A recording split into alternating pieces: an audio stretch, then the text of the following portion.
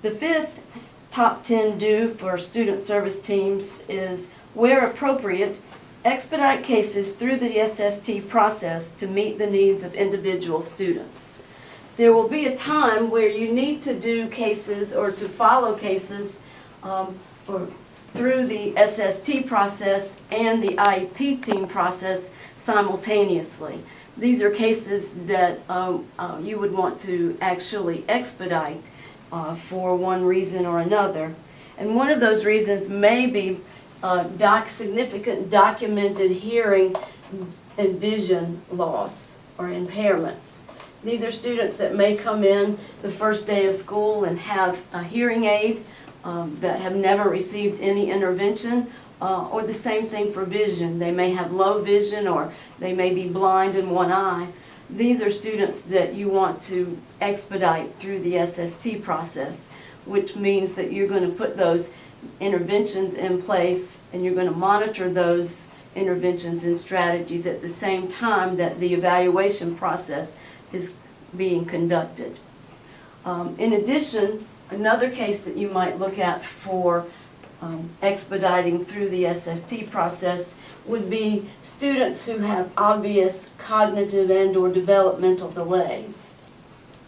Same thing, these are students who typically we see as they come in the first day of school or soon after, who've not had any intervention, and they are obviously having difficulties in that regular classroom. These are students that you want to take a look at rather quickly so that they won't get frustrated in the regular classroom and they're able to get the services that they need to be able to access their education as fully as possible. Again, these are cases that you're going to take care of through the student service team process as well as the evaluation process at the same time. So the two processes are running concurrently. And these are students that you see that have these obvious delays. All of these cases would be considered child find cases, and under federal law we are charged with doing child find.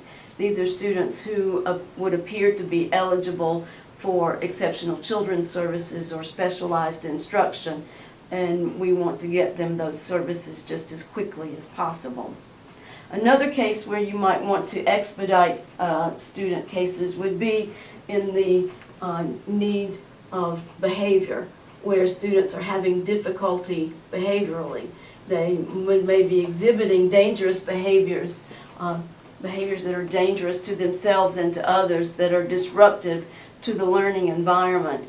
These are students who aren't responding to behavioral strategies that have been put in place and may need to be in a different environment. We may want to expedite those cases as well and run the processes together or concurrently rather than taking the requisite weeks of intervention and progress monitoring before we send them to the IEP team. Also, if you have a student who has a documented brain trauma, these students actually may be coming out of a rehabilitation hospital.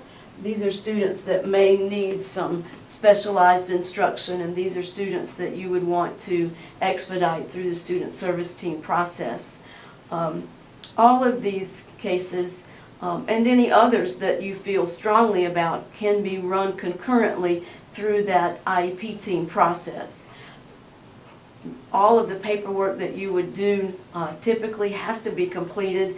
Those behavioral strategies or academic strategies have to be documented and progress monitored, and that information has to be documented as well. You'll have to make sure that vision and hearing has been screened.